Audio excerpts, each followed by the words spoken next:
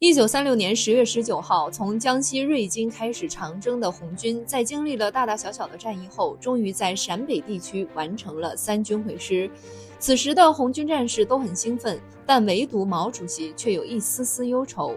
因为当初为了躲避国军的围追堵截，一路上舍弃了许多重型武器，导致军费出现了紧缺局面。全军统计下来只有1000余元，连接下来的伙食都成了问题。毛主席对此也十分无奈，只好四处找人借钱筹集军费。那么伟人最后借到钱了吗？又是谁出手帮助我军解决难题的呢？毛主席最先想到的人就是宋子文，他是国民政府财政部部长，整个国民党所有资金都要从他手中过一遍，然后分发到各处，说他是当时中国最有钱的人也不为过。虽然我党与宋子文的关系不好，但通过其姐姐宋庆龄来借钱，应当还可行。可当宋庆龄收到毛主席的来信后，却犯了难，因为宋庆龄支持我党的关系，他早就与宋子文分道扬镳了，更别提向他借钱了。而且毛主席这次要借的钱也不是小数目，整整5万美元。即使是宋子文肯借他，也会问这笔钱的用处。举个例子，国民党给孙中山先生的抚恤金是5万广东省币，仅凭这5万省币的利息就足够宋庆龄过得很好了。而在1935年后，广东开始使用法币，省币比法币略低一点，1美元可换3.77元法币，5万美元约等于19万法币。即便宋庆龄把抚恤金全部掏出来，也远远不够5万美元。可他心里清楚明白，红军的处境可能十分糟糕，若非万不得已，毛主席也不会亲自开口找他帮忙。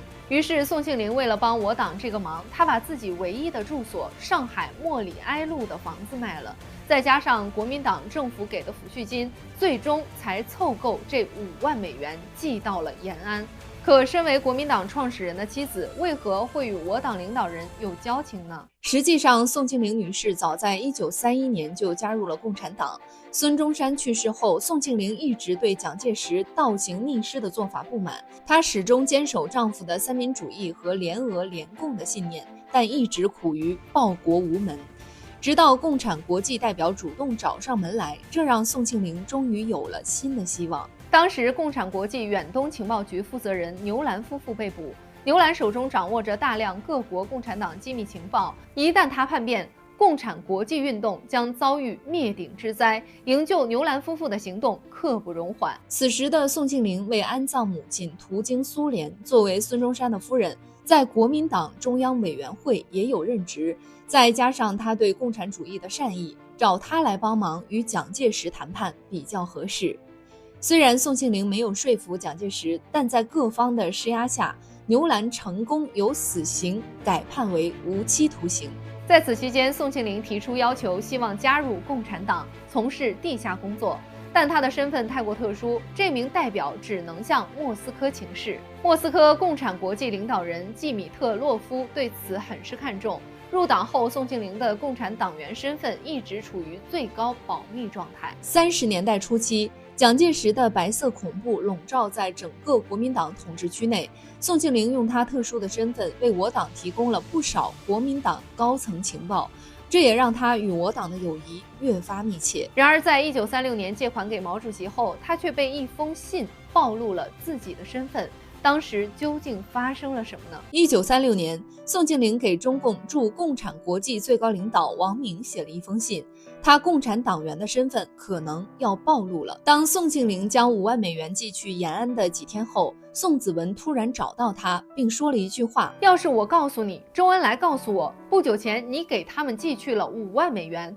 你还会否认你的同志出卖了你吗？宋庆龄听后当即心神大乱，他无法想象弟弟宋子文怎么会知道这件事儿的。原来他在把那5万美元送到延安后，在信中并没有说明钱的来历，毛主席等人就误以为是宋子文那儿得来的。于是为了感谢宋子文慷慨解囊，周总理特意向他写了封感谢信。可问题在于，这笔钱根本不是从财政部出去的。宋子文也十分疑惑，这感谢从何而来？后来想到最近姐姐宋庆龄的卖房行为，很快就猜到了真相。于是就逼问了姐姐宋庆龄。可他也不打算把自己的姐姐上报，只想要她和我党划清界限。可宋庆龄根本不受他的影响。1937年2月15号，为促成国共2次合作齐心抗日，近10年未参与国民党内部工作的宋庆龄突然出现在国民党5届3中全会开幕上，这是他第一次参与国民党内部会议。会议中，宋庆龄厉声指责蒋介石所谓“囊外必先安内”的陈词论调。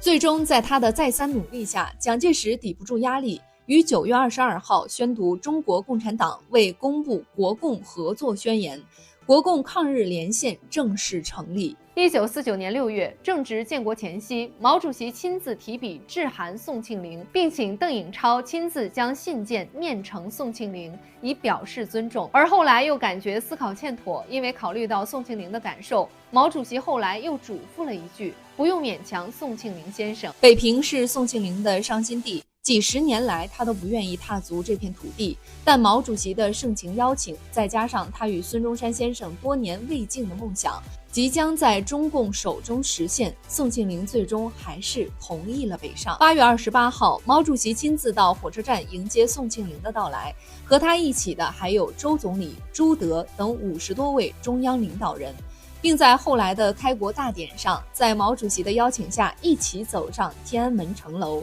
1954年的某一天，毛主席意外得知真相后，当即找人取来了自己的稿费，要还给宋庆龄。可宋庆龄却早已经忘记那笔借款。当有人说这是毛主席还的钱时，宋庆龄一时都没有反应过来。1976年9月9号，毛主席于北京去世，宋庆龄沉痛万分，因为她的丈夫以及挚友先后都在这个城市去世。当她参加毛主席的追悼会时，此时的宋庆龄已经站不起来了。在众人一再劝慰下，他才不再尝试站立，而是坐着参加完追悼会。1981年5月29号，宋庆龄病逝于北京公寓。作为我党最亲密的战友、同志、伟大的共产主义战士，他辉煌灿烂的革命抗争史将永在史册。